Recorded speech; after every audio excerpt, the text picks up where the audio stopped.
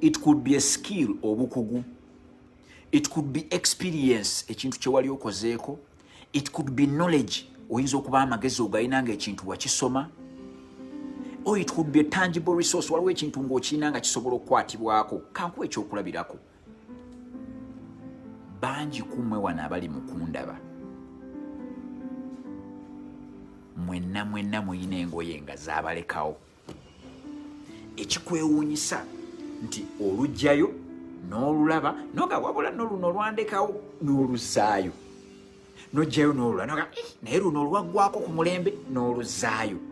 Nojjayo olula naye luno lunaakola no oyina engoye nga 10 tezikutuuka naye zijjudde ziti mu closet yo. Oyagala kuŋŋamba nti abatunda engoye eziri second hand zaawukana n'ezizo eziri mu closet yo? Oba oyagalamu obula okyanoonya perfume eri gye bakuba mu muvumba? Otegedde omuvumba perfume eyo gyewunya gy'oli mu kunoonya. Kiki ekikuganye? Njagala okimbuulire ekikuganye. Oyina engatto tezikutuuka naye peya ziri awo nga 5 ewakaawo. Peyezi ate kati abo basajja abakyala abasinga obeera ne peya 40 tezikutuuka. A tangible resource tezikutuuka.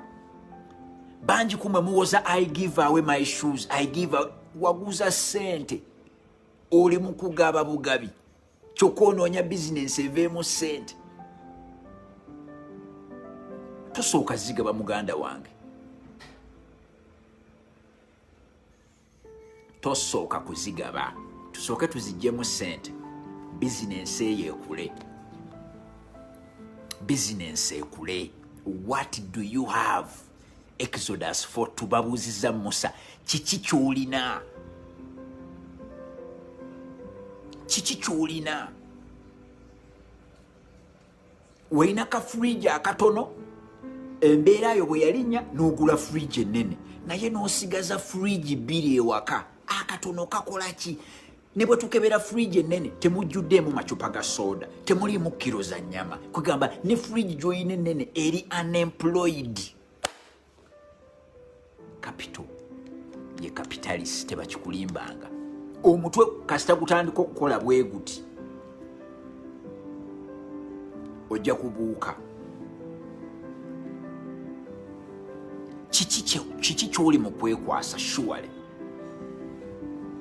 tunula awaka. Kiki ky'oli mu kwekwasa? Osula ku mifaliseegi 2 oyina gwe watandika nagwo n'ogamba naye guno nga gunyiga omugongo n'olyoka ogula omufalisi omunene n'ogussaako kati osula kwegi. Naye ogamba toyina capital. Engatto peya 5 abakyala mugula ebintu eby'ebbeeyi. Olina agula engatto emitwalo 15. Kale bw'eba ekuleseewo tokyajagala tekyali ku mulembe tugitunde 3 tutunde engatto emitwalo 3 peya 5 gye emitwalo 15.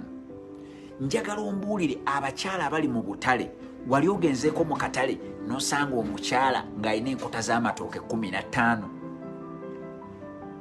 Apaana abeerawo n'enkota 6 ku 7 naye bajja kugamba okwo kwaweerera fees.